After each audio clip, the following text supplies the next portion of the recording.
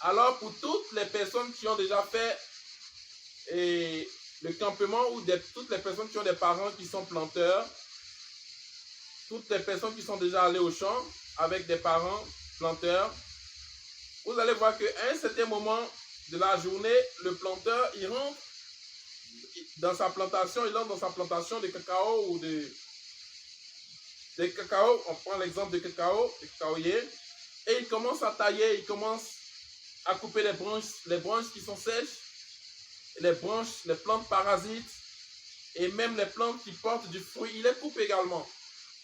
Certaines personnes diront, mais est-ce que mon oncle planteur là même il est intelligent? Est-ce que mon père même il est intelligent? Parce qu'il coupe des plantes, comment dirais-je, des branches de l'arbre, et même les cacaoyers qui portent du fruit, il les coupe également. Vous allez voir qu'il va couper des branches qui portent de bons fruits et de très beaux fruits. Bien aimé, ce n'est pas que ce planteur-là, il ne réfléchit pas. Amen.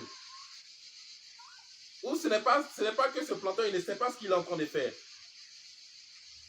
C'est juste qu'il est en train de préparer ses plantes ou son champ pour une nouvelle saison. Pour une nouvelle saison, pour de nouvelles productions encore plus intéressantes et abondantes. C'est comme cela que Dieu, en tant que le vigneron, c'est-à-dire le propriétaire de la plante, de la plantation ou de la vigne, fait avec nous ses enfants. Amen. Nous représentons les sarments ou les branches qui poussent en Christ ou sur Christ, qui est le pied ou le tronc de l'arbre. Dieu prend son temps pour nous préparer à une nouvelle saison encore plus glorieuse. Dieu nous émonce, il nous taille, il nous débarrasse de tout ce qui constitue un obstacle entre nous et lui. Il nous débarrasse de tout ce qui est parasite spirituel, des épines spirituelles, des mauvaises relations, des mauvaises compagnies, de nos mauvaises attitudes, de nos mauvaises manières de vivre qui ne lui donnent pas gloire. Dieu prend la peine de nous débarrasser de cela afin que nous soyons aptes à entrer dans une nouvelle dimension encore plus glorieuse. C'est pourquoi la parole déclare que la gloire de cette dernière maison sera plus grande que celle de la première, dit l'Éternel. Amen. Dit l'Éternel des armées. Et c'est dans ce lieu que je donnerai la paix, dit l'Éternel des armées.